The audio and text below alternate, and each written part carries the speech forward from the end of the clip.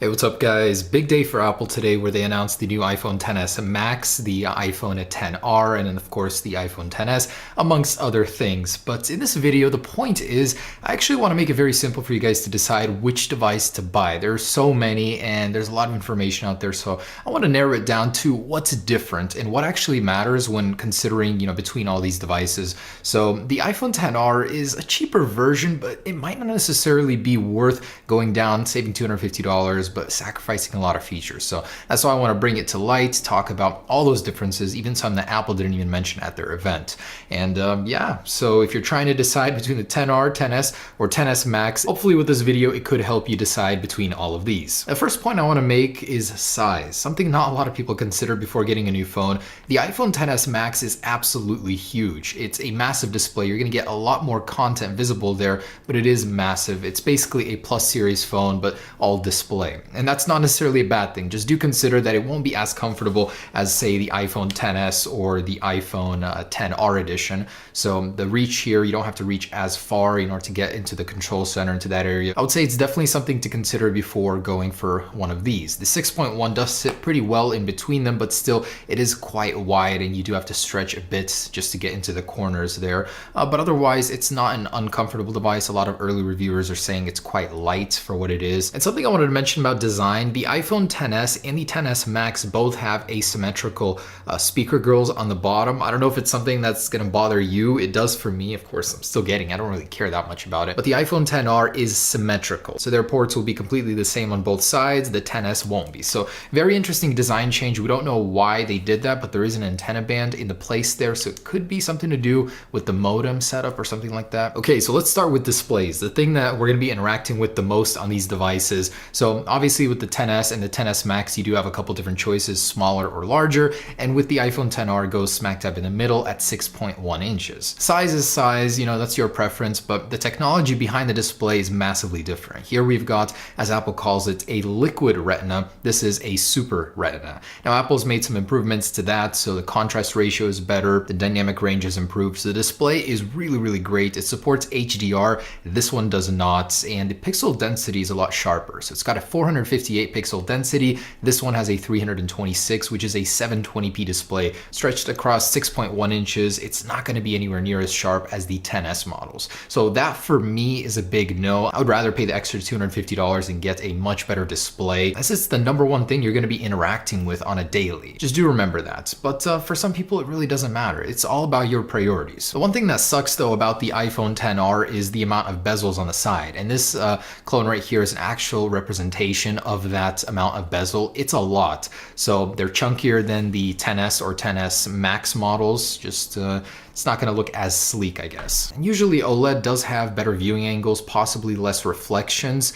Brightness wise, they're the same, but it's still going to be the best LCD ever made. It's just not as good as an organic LED display. Oh, and get this, Apple has completely removed 3D touch from the iPhone XR, so no longer are you going to get that pressure sensitive display. They've replaced it with something called the haptic touch, where if you hold something, it responds with a haptic movement using the Taptic engine. It's going to feel similar, but it won't be the same functionality. So if you guys use 3D touch on a daily, if you love it, you won't be getting it on the XR, at least not in the same capacity. And materials. So the iPhone XR has an aluminum border, aluminum 7000 series to be exact. It's very durable, but not as durable as stainless steel. I mean, this is a solid metal. It's going to deform less during drops. In my experience, it's a lot harder to actually gouge and stuff like that, but it's not that big of a difference. They still feel very premium, glass and metal everywhere basically. Durability wise, I believe these both have the world's strongest glass, as Apple said, and this one though is not as resistant in the water. It has an IP67 rating, whereas this one has an IP68 rating. That's 2 meters underwater for 30 minutes. This can only be 1 meter. So this is going to be a lot more resistant in pools. If you're going to be around water, salt water. Apple said they tested it in salt water. They almost encouraged you to be able to take it into the pool and use it in there with no worries. They said they tested it in wine and beer and everything. So if you're worried about that, if you possibly want to use your iPhone underwater, the XS models are going to be the one you want to go for. And colors. So the XS and XS Max, you have 3 selections, gold, silver, and space gray. On this one, you have way more colors to choose from. You got the white, the blue, the black, yellow, coral, and a real product red version, which actually looks really, really nice. So if you wanted that stylish look, have the option to choose between colors, the XR is the only one that really provides you with that. But the gold, Apple says, is probably their best looking color yet. Moving on to the cameras. So the cool thing about the iPhone XR is that it actually has the same camera as the iPhone XS models, the wide angle lens, but not the other one. So it's a single version of the dual lens camera. And that means you get very similar functionality, but not quite the same. You're missing optical zoom, the 2x zoom. Digital zoom only goes up to 5 times instead of 10 times on the XS. And you get 2 less portrait lighting effects versus the iPhone XS. It has a little bit more functionality there. Cool thing is though, it's the same aperture, same exact camera lens, just without the second one below it. So you're really not going to be missing out on much, but for low light, for zooming in on stuff, for video in general, this one will be a little bit better still.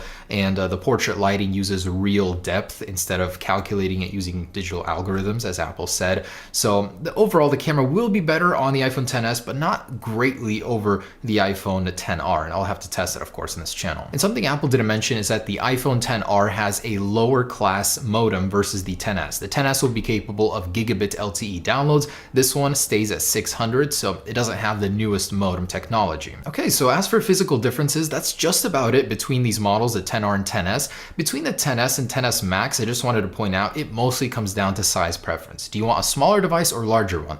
The difference between them is very, very minimal. It's just a little bit more battery life. You get an extra hour of battery life usage and a larger display. If you want to pay an extra $100 for that, be my guest if you want the larger size. But other than that, like in previous years, between the Plus and the non-Plus models, there used to be a lot of differences. Camera mainly, a screen. Now that is no longer the difference. It's just a larger display and a 1 hour longer battery life. So about the price, honestly, when Apple announced the pricing, I was like, wow, that's a bit steep. For the XS, it remains at $1,000 and the XS Max at $1,100 or $1,099, and the iPhone XR starts at $749. I think that's $50 to $100 overpriced of what it should be for what it offers, but at the same time, this thing shares so many similarities with the XS. It shares the same processor, the same internals mostly, has most of the camera and functionality in general, has Face ID. The overall display is very, very similar looking, although it is an LCD, but Apple really loaded this thing up with most of what made the iPhone X great and improved upon it. So you're not really getting shortchanged, but at $750, honestly,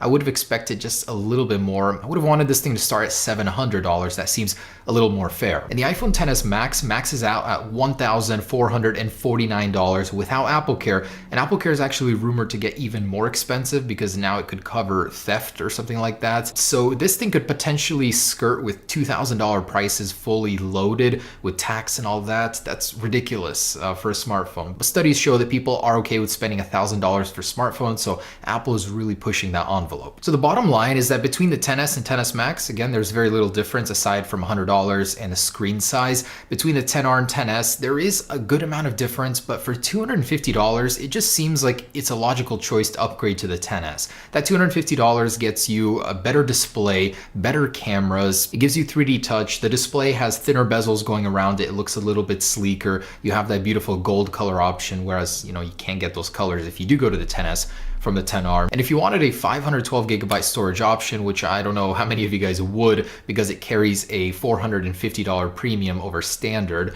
but you can get that on the XS models, not here. This one only has 3 storage capacities up to 256 gigabytes. So if you were leaning towards the iPhone XR, the main advantages it has is that size.